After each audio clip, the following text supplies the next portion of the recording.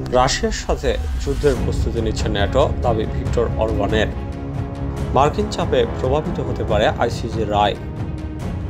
ফিলিস্তিনের পাশে দাঁড়াতে পশ্চিম তীরে দূতাবাস খুলবে কলম্বিয়া।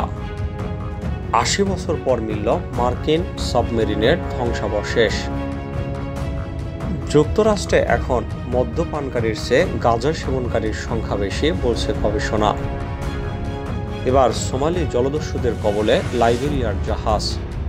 সবশেষে জানবেন হেলিকপ্টার দুর্ঘটনার বর্ণনা দিলেন প্রেসিডেন্ট রাইসির সফর সঙ্গী ও দপ্তর প্রধান। রাশিয়ার সঙ্গে যুদ্ধের প্রস্তুতি নিচ্ছে ন্যাটো। হাঙ্গেরির প্রধানমন্ত্রী ভিক্টর অরবান বলেছেন, রাশিয়ার সাথে যুদ্ধের প্রস্তুতি নিচ্ছে মার্কিন নেতৃত্বাধীন ন্যাটো সামরিক জোট। তবে সেই যুদ্ধে ন্যাটো সদস্য হয়েও হাঙ্গেরি অংশ নেবে না, কারণ এর মাধ্যমে সরাসরি রাশিয়ার বিরুদ্ধে যুদ্ধ শুরু হবে। অরবান শুক্রবার স্থানীয় কুশাত রেডিও চ্যানেলকে দেওয়া সাক্ষাৎকারে এইসব কথা বলেন। তিনি বলেন, ইউক্রেন সংঘাতে জড়িয়ে পড়ার কোনো ইচ্ছে তার দেশের নেই। সে কারণে তিনি ন্যাটো জোটে তার দেশের অবস্থান নতুন করে মূল্যায়ন করবেন।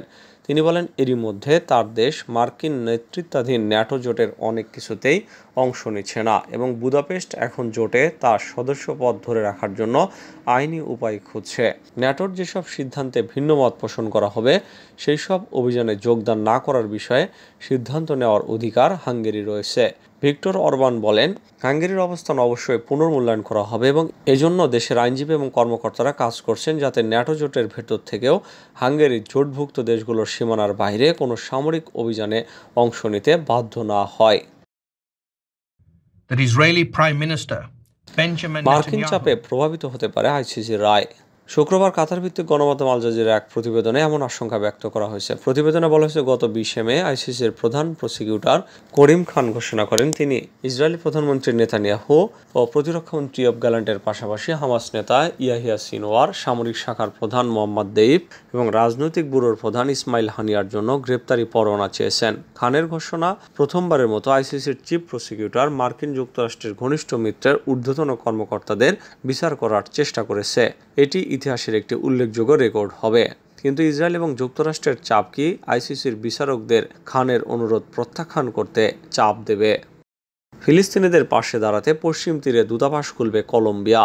ইসরায়েলের অব্যাহত দখলদারিত্ব, আগ্রাসন, গণহত্যার প্রতিবাদে তেল আবিবের সঙ্গে সম্পর্ক ছিন্ন করার পর এখন পশ্চিম তীরের রামাল্লাহ শহরে দূতাবাস খোলার ঘোষণা দিয়েছে কলম্বিয়া। ফিলিস্তিনের পাশে দাঁড়াতে এই সিদ্ধান্ত নিয়েছে দেশটির প্রেসিডেন্ট গুস্তাভো পেত্রো রামাল্লায় দূতাবাস খোলার ব্যাপারে তার দেশের কর্মকর্তাদের প্রয়োজনীয় দিক নির্দেশনা দিয়েছেন এবং পরবর্তী পদক্ষেপে রামাল্লাহ শহরে দূতাবাস খোলা হবে। কলম্বিয়ার পররাষ্ট্রমন্ত্রী লুইস গিলবার্তো মুরিলোর বরাত দিয়ে এল টিম্পো পত্রিকায় খবর দিয়েছে। মুরিলো জানান, আঞ্চলিক নেতাদের সাথে বৈঠকের সময় প্রেসিডেন্ট গুস্তাভো ফিলিস্তিনিকে স্বাধীন রাষ্ট্র হিসেবে স্বীকৃতি দেওয়ার প্রতি সমর্থন দিয়েছেন। গত 10 মে জাতিসংঘ সাধারণ পরিষদের অধিবেশনে প্রায় সর্বসম্মতিক্রমে ফিলিস্তিনিকে জাতিসংঘের পূর্ণাঙ্গ সদস্য করার জন্য একটি প্রস্তাব পাশ করা হয়। এই প্রস্তাবে নিরাপত্তা পরিষদকে স্বাধীন রাষ্ট্র হিসেবে ফিলিস্তিনিকে স্বীকৃতি দেওয়ার জন্য অনুরোধ জানানো হয়।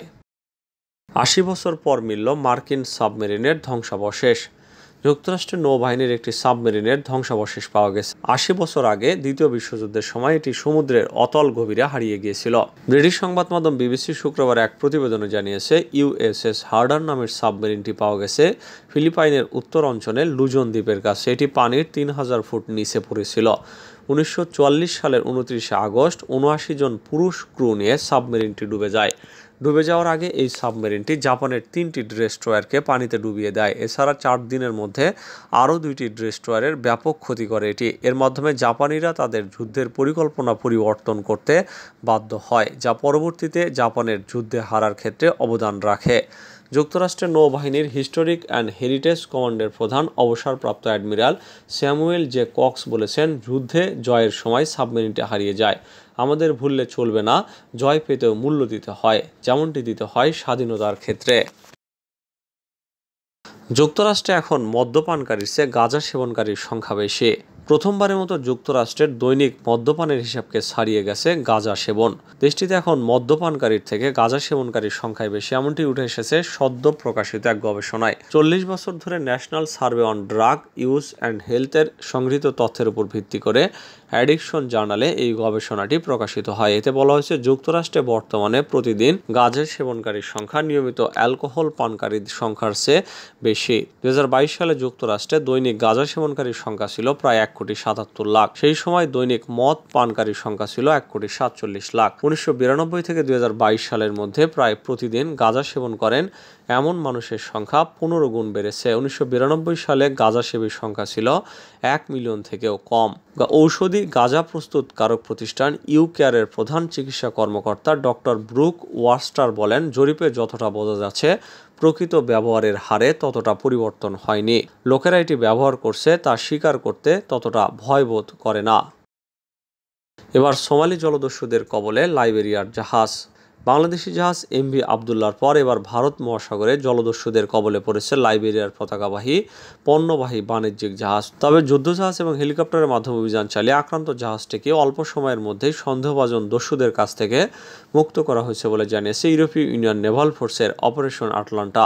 শুক্রবার এক বার্তায় অপারেশন আটলান্টায় এমভি বাসিলিক্স নামের ওই জাহাজ মুক্ত হওয়ার তথ্য দিয়ে জানায়, জাহাজটির 17 জন ক্রু নিরাপদে আছেন। ভারত মহাসাগর ও লোহিত সাগরের দস্যুতা প্রতিরোধে কাজ করা অপারেশন আটলান্টা তাদের শুক্রবার প্রকাশ করা বার্তায় আরও জানায়, এমভি বাসিলিক্স বৃহস্পতিবার ভারত মহাসাগর অতিক্রম করার সময় সোমালিয়ার রাজধানী মোগাদিসু থেকে 380 নটিক্যাল মাইল দূরে জলদস্যুরা আক্রমণ করে। হেলিকপ্টার দুর্ঘটনার বর্ণনা দিলেন প্রেসিডেন্ট রাইসির সফরসঙ্গী ও দপ্তর প্রধান। ইরানের প্রেসিডেন্টের দপ্তর প্রধান গোলাম হোসেইন ইসমাইলি পূর্ব আজারবাইজানে শহীদ আয়াতুল্লাহ রাইসির শেষ সফরের সঙ্গে গিয়েছিলেন। তিনি প্রেসিডেন্ট রাইসির এই প্রাদেশিক সফর এবং তাকে বহনকারী হেলিকপ্টার দুর্ঘটনা সম্পর্কে বিস্তারিত জানিয়েছেন। তিনি বলেছেন, আমরা 30 মে রবিবার সকাল 6টায় তেহরান থেকে তাবরিজের উদ্দেশ্যে রওনা হয়ে সকাল 7:10 আমরা তাবরিজে অবতরণ করি। পরিষ্কার আবহাওয়ার মধ্যে আমরা আমাদের কার্যক্রম চালিয়ে যাচ্ছিলাম। প্রেসিডেন্টের কার্যালয়ের প্রধান বলেন, আজারবাইজান প্রজাতন্ত্রের সঙ্গে আমাদের যৌথ কর্মসূচি ছিল বাদ উদ্বোধন। সেই কাজ সেরে আজারবাইজানের প্রেসিডেন্টের সাথে 1 ঘন্টারও বেশি সময় ধরে একটি কূটনৈতিক বৈঠক হয়। বৈঠক শেষে জোহরের নামাজ আদায় করি আমরা। এ সময় গ্রামের বেশ কিছু মানুষ ওই নামাজখানাতেই তাদের বিভিন্ন দাবি দেওয়া নিয়ে প্রেসিডেন্টের সঙ্গে দেখা করতে আসেন। এলাকার লোকজনের সঙ্গে প্রেসিডেন্ট রাইসির সর্বশেষ সাক্ষাৎ অনুষ্ঠানটি ঠিকঠাক মতোই শেষ হয়। এরপর আমরা সম্পূর্ণ পরিষ্কার আবহাওয়ার মধ্যেই হেলিকপ্টারে চড়ে তাবরিজের উদ্দেশ্যে রওনা হয়ে যাই। আকাশ একেবারেই পরিষ্কার ছিল। আধা ঘন্টার মতো আমরা এভাবে যাচ্ছিলাম। এরপর একখণ্ড মেঘের মধ্যে কিছু একটা দেখা গেল। তিনি আরো বলেন, হেলিকপ্টারগুলো মেঘের স্তরের উচ্চতায় কিংবা মেঘের স্তর থেকে কিছুটা কম উচ্চতায় উঠছিল। শহীদ ক্যাপ্টেন মুস্তাফ হাবি ছিলেন রাইসিকে বহনকারী হেলিকপ্টারটির পাইলট এবং আমাদের সাথে যাওয়া হেলিকপ্টার গ্রুপের কমান্ডার। তিনি ওই মেঘ দেখে ঘোষণা করলেন আরো উচ্চতায় উড়ে গিয়ে মেঘের উপরে যেতে এবং সেই উচ্চতায় হেলিকপ্টার চালিয়ে যেতে। ইসমাইলি বলেন, নির্দেশ অনুযায়ী মেঘের উপরে চলে গেল হেলিকপ্টারগুলো। আমরা ছিলাম 3 নম্বর হেলিকপ্টারে। মাঝখানের হেলিকপ্টারে ছিলেন প্রেসিডেন্ট রাইসি আর সামনে ছিল অপর হেলিকপ্টার। আমরা মেঘের উপরে যাবার আধ ঘন্টা পর ক্যাপ্টেন বুঝতে পারলো যে মূল হেলিকপ্টারটি আমাদের সঙ্গে নেই এবং ওই হেলিকপ্টারটিকে দেখা যাচ্ছে না। তিনি আরো বলেন, হেলিকপ্টারটি না আসে আমাদের পাইলট পেছনে ফিরে গেল। আমি কো পাইলটের কাছে জানতে চাইলে তিনি বললেন, সম্ভবত ওই হেলিকপ্টারটি জরুরি অবতরণ করেছে। আমরা যতই যোগাযোগের চেষ্টা করছি কোনোভাবেই যোগাযোগ স্থাপন করা সম্ভব হয়নি। রেডিও যোগাযোগ বিচ্ছিন্ন হয়ে গেছিল, তাই কোনো সাড়া মেলেনি। তিনি বলেন, আমাদের ওই পাইলট ওই এলাকায় কয়েক রাউন্ড করে উড়ে উড়ে দেখার চেষ্টা করে এবং এক পর্যায়ে মেঘের উপরেও চলে যায়, কিন্তু সেখান থেকে নিচে কিছুই দেখতে পাননি এবং মেঘের নিচে আসাটাও সম্ভব হচ্ছিল না।